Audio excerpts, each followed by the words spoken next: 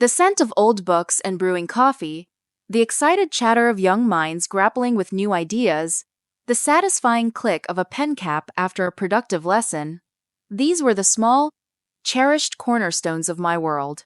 My name is Eleanor Ainsworth, and for 15 years, I'd poured my heart and soul into teaching English literature at Northwood Academy, a prestigious private school where ambition often wore a designer label and parental expectations were as high as the tuition fees.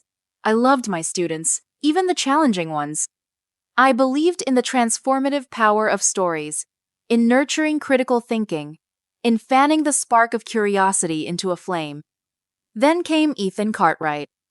Ethan was, on the surface, everything Northwood prided itself on. Charming, articulate, captain of the debate team with a smile that could disarm a sphinx. His parents, Charles and Victoria Cartwright, were pillars of the community. He a ruthless property tycoon. She a perfectly coiffed queen of local charity galas.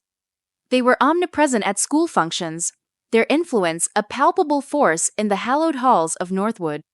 Ethan, however, possessed a subtle undercurrent of entitlement, a casual disregard for rules that didn't suit him, which I'd noted with a professional, if wary, eye. He was clever, yes, but his cleverness often veered towards cunning. The trouble began during the preparations for the semester's major assessment in my advanced placement literature class, a comprehensive exam on Shakespearean tragedies, a paper I had spent weeks crafting to be both challenging and fair. I had noticed Ethan's A-grade average seemed to rely more on last-minute, high-pressure cramming and an uncanny ability to predict essay topics than on consistent effort or deep textual understanding. His essays were polished, almost too polished, sometimes echoing phrases and analytical points I'd only briefly touched upon in supplementary lectures, details most students would overlook. A week before the exam, during a study hall I was supervising, I saw Ethan and a couple of his close friends, including a less confident but equally privileged student named Liam Henderson, huddled around a laptop, their heads close together, whispering. When I approached, the laptop was snapped shut with a speed that set my internal alarms ringing. Ethan just smiled his practiced, easygoing smile. "Just going over some notes, Miss Ainsworth.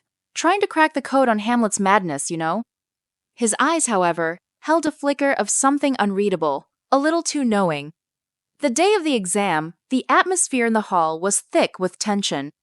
As I circulated, I noticed Ethan seemed almost unnervingly calm, writing with a fluid confidence that contrasted sharply with the furrowed brows around him. Liam, seated a few rows away, seemed equally, if less overtly, assured. The red flags turned into a blaring siren when I started grading the papers. Ethan's essay on Othello's tragic flaw was exceptional, impeccably structured, quoting obscure critical analyses I was certain we hadn't covered in depth, and employing a sophisticated vocabulary that felt uncharacteristic. Then I read Liam Henderson's paper. It was a near mirror image. Not word for word, but the core arguments, the specific textual examples, even some of the more esoteric critical interpretations, were identical. The phrasing was slightly altered, the sentence structures varied, but the intellectual DNA was unmistakably the same. It was a sophisticated, coordinated effort at cheating, far beyond a simple copied answer. My heart sank. This was serious. Following school protocol, I called Ethan and Liam into my office separately the next day. Liam crumbled almost immediately, his initial bluster giving way to tearful admissions of Ethan, helping him prepare with really detailed notes. Ethan, however, was a study in cool indignation. "Accuse me of cheating, Miss Ainsworth?" He leaned back in his chair, a small, incredulous smile playing on his lips. "That's a pretty serious allegation. I studied hard. Perhaps Liam and I just think alike. Great minds and all that." His tone was polite, almost deferential, but there was an edge to it, a subtle challenge. I presented the striking similarities, the identical critical sources. He waved them away. "We were in the same study group. We discussed these critics. It's called collaborative learning." When I informed him I would have to report this to the academic board, his smile vanished. I wouldn't do that if I were you, Miss Ainsworth, he said, his voice suddenly flat, cold. My parents are very involved with Northwood. They wouldn't appreciate their son being slandered by a teacher with a personal agenda. A personal agenda? The implication was chilling. I stood my ground, reported the incident, and submitted both essays along with my analysis. I believed in the system. I believed in due process. I was, it turned out, catastrophically naive. Within 48 hours, my world imploded. I was summoned to an emergency meeting with the headmaster, Dr. Alistair Finch, and the chair of the school board, a man who happened to be a close business associate of Charles Cartwright. Mr. and Mrs. Cartwright were already there, their faces masks of controlled fury. Ethan was not present. Eleanor, Dr. Finch began, his usual avuncular tone replaced by a strained formality. A very serious accusation has been leveled against you by a student, Ethan Cartwright. My stomach plummeted. An accusation? What on earth are you talking about? Mrs. Cartwright spoke then, her voice dripping ice. Our son has informed us, Miss Ainsworth, of a pattern of inappropriate and frankly unprofessional conduct on your part. He alleges that you have shown undue favorite enorme towards certain students, while unfairly targeting him. He claims you made suggestive comments, and when he did not respond favorably, you threatened to fail him, even concocting this absurd cheating story to discredit him. I stared at them, speechless. Suggestive comments? Targeting him? It was a grotesque, slanderous fabrication. That is an absolute lie. I finally managed, my voice trembling with shock and outrage. This is because I caught him cheating. I have the evidence. Charles Cartwright leaned forward, his eyes like chips of granite. Evidence, Miss Ainsworth? Or a desperate attempt to salvage your career after a gifted student bravely reported your misconduct? We have affidavits from other parents who have noted your unconventional teaching methods and overly familiar approach with some students. These other parents, I would later discover, were also heavily influenced by the Cartwrights. Dr. Finch, looking deeply uncomfortable, cleared his throat. Eleanor, given the severity of these allegations, and pending a full investigation, the board has decided it is in the best interest of the school to place you on immediate, paid administrative leave. Suspended. The word hit me like a physical blow.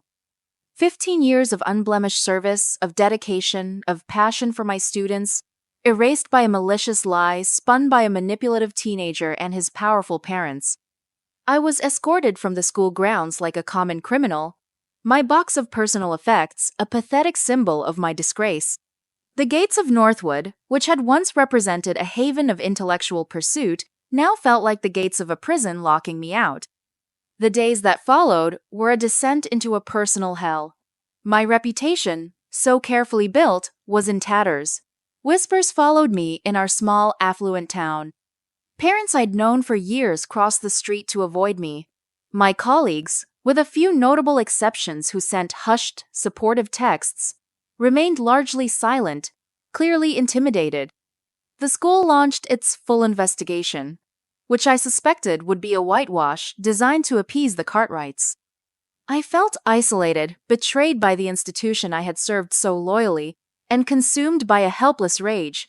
Sleep offered no escape, my dreams haunted by Ethan's smug smile and the Cartwrights' icy disdain. But beneath the grief and fury, a different emotion began to stir, a cold, hard resolve. They had underestimated me. They thought I would crumble, disappear quietly, a disgraced teacher swept under the rug. They didn't know the steel that years of dissecting Shakespearean tragedies, of understanding human nature in all its flawed complexity, had forged within me. I would not be a victim in their sordid play. I would be the detective, the prosecutor, and the author of my own vindication. My suspension barred me from school grounds and official systems, but it didn't bar me from thinking, from strategizing.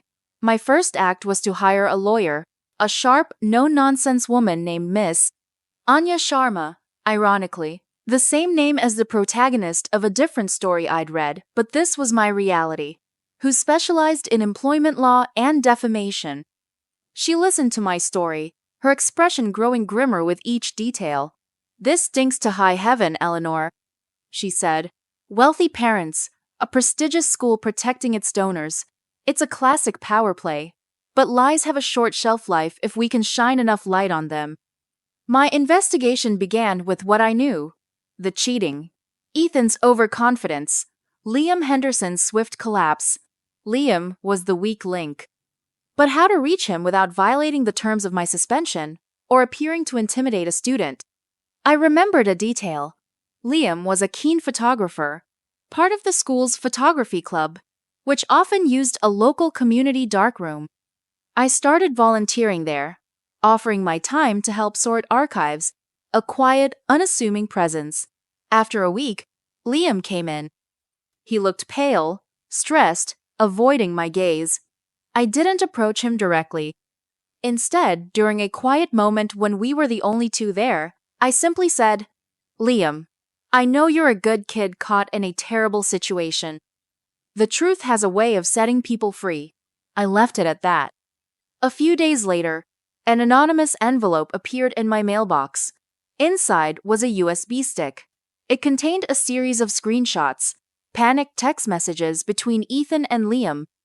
"Ethan, dude, Ainsworth is onto us. She's gonna report it." Liam, "What do we do? My parents will kill me." Ethan, "Chill. I've got a plan. My dad's on it.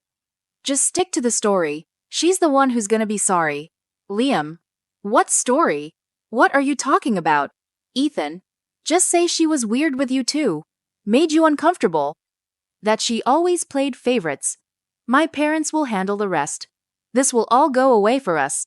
There were more messages, Ethan coaching Liam, pressuring him, alternating between reassurances and veiled threats about Liam's own culpability if he didn't cooperate. It was sickening, but it was gold. Liam, it seemed, had found his own way to seek freedom. The next piece of the puzzle was the misconduct allegation itself. It was so outlandish, so contrary to my entire professional ethos. Where had Ethan even concocted such a vile idea? And how had his parents so quickly gathered affidavits from other parents? This reeked of coordination, of a pre-existing network of influence. I started thinking about access, about opportunities. Ethan was smart, but also arrogant. Arrogant people make mistakes. I remembered the school's extensive network of security cameras. Northwood prided itself on its state-of-the-art security. Miss Sharma filed a formal legal request for any and all security footage from the hallways near my classroom and office for the weeks leading up to the exam and the accusation. The school initially stonewalled, citing privacy concerns. But Ms. Sharma was relentless, arguing that it was crucial for my defense against their full investigation. While that legal battle simmered, I focused on the parents. Charles Cartwright was a property tycoon. Such men often have complex financial dealings, sometimes less than transparent. I started digging, using publicly available records, news archives, business registries. It was a long shot, a needle in a haystack. I learned about his aggressive business tactics, the lawsuits he'd faced, the way he used his wealth to silence critics or smooth over inconvenient problems. A pattern of behavior. Then came another anonymous tip, this time an email with an audio file attached. The sender claimed to be a disgruntled former employee of Charles Cartwright. The audio quality was poor, muffled, but the voices were discernible.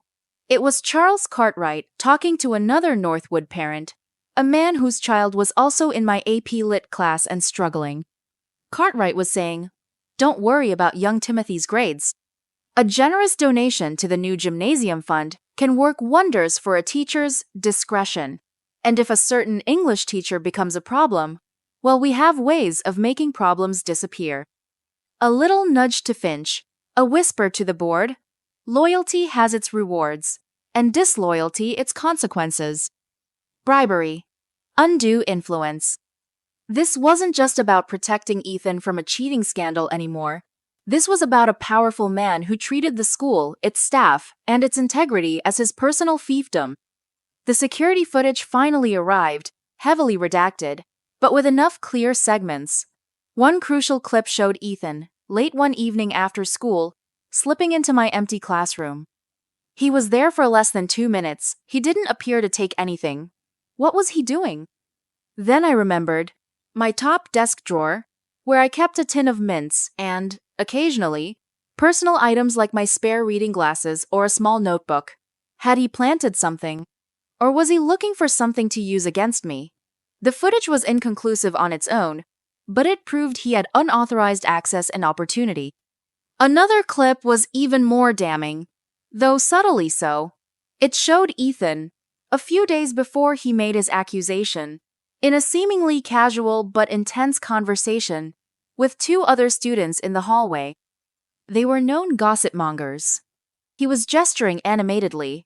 Then they were looking towards my classroom, whispering, with expressions of feigned shock.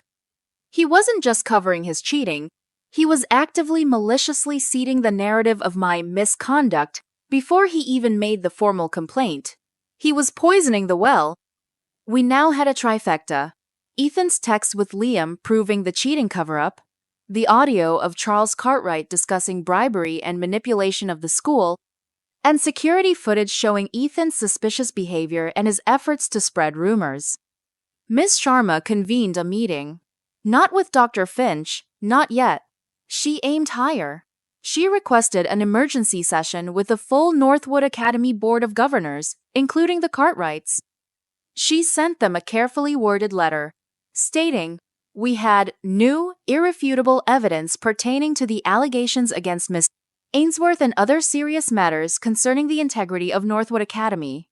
She hinted at potential legal action against the school for defamation and wrongful suspension if this was not addressed immediately, and, satisfactorily, the threat of a very public, very messy lawsuit involving bribery and systemic corruption clearly spooked them. The meeting was granted. The boardroom was an imposing, oak-paneled chamber, designed to intimidate. The Cartwrights were there, looking smug, flanked by their own high-powered lawyer. Dr. Finch looked pale and nervous. The other board members, a collection of wealthy alumni and local dignitaries, looked wary. I let Ms. Sharma take the lead. She was magnificent. Calmly, methodically, she laid out our case. She started with the cheating, presenting the essays, then the text messages between Ethan and Liam. Liam, to his credit, had agreed to provide a sworn affidavit confirming the cheating and Ethan's subsequent pressure campaign. Ethan, who had been brought in by his parents, presumably to look like the innocent victim, began to squirm. Then, Miss Sharma played the audio recording of Charles Cartwright. The smugness vanished from Cartwright's face, replaced by a mottled, furious red. Victoria Cartwright gasped, her hand flying to her pearls. The other board members shifted uncomfortably, their eyes darting towards Cartwright, then away. "This recording," Miss Sharma stated, her voice ringing with authority, "suggests a pattern of Mr. Cartwright using his financial leverage to exert undue influence over school affairs, including academic outcomes, and potentially the employment status of teachers who do not cooperate." Finally, she presented the security footage analysis.